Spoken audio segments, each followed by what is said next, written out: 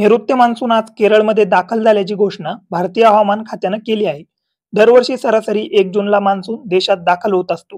पण यंदा 8 दिवस आधीच मान्सून केरळमध्ये दाखल झाला आहे.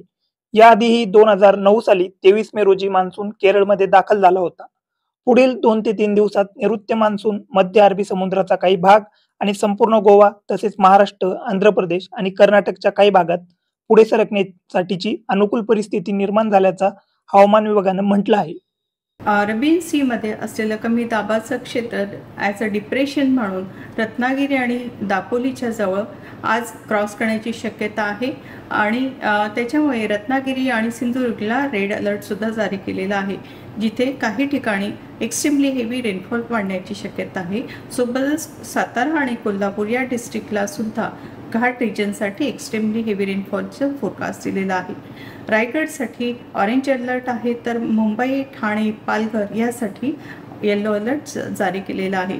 मान्सूनविषयी मान्सून केरळमध्ये दाखल झालेला आहे आणि सोबतच दुसरे 2 ते 3 दिवस कंडिशन्स फेवरेबल आहे, ज्याच्यामध्ये महाराष्ट्रामध्ये सुद्धा तो लवकरच दाखल होण्याची शक्यता. दरम्यान आज कोकण, गोवा, मध्य महाराष्ट्र, कर्नाटकचा किनारी भाग आणि केरळमध्ये काही ठिकाणी अतिमुसळधार पाऊस पडण्याची शक्यता वर्तवण्यात आली आहे. महाराष्ट्रात आज कुठे कोणता अलर्ट देण्यात आलाय ते पाहूया. महाराष्ट्रात सिंधुदुर्ग, रत्नागिरी या जिल्ह्यांना आणि तसेच सातारा, कोल्हापूरमधील घाट प्रदेशांना रेड अलर्ट देण्यात आला आहे. त्यानुसार या 2 जिल्ह्यांमध्ये मुसळधार ते अतिमुसळधार पाऊस पडण्याची शक्यता आहे.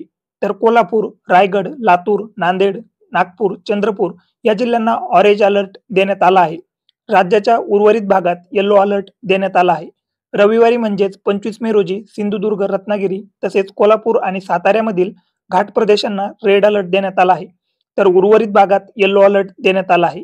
23 मे रोजीच्या अतिवृष्टीमुळे मराठवाड्यातील जालनासहित इतर भागांमध्ये शेतपिकांचं तर काही ठिकाणी घरांचं नुकसान झालं आहे.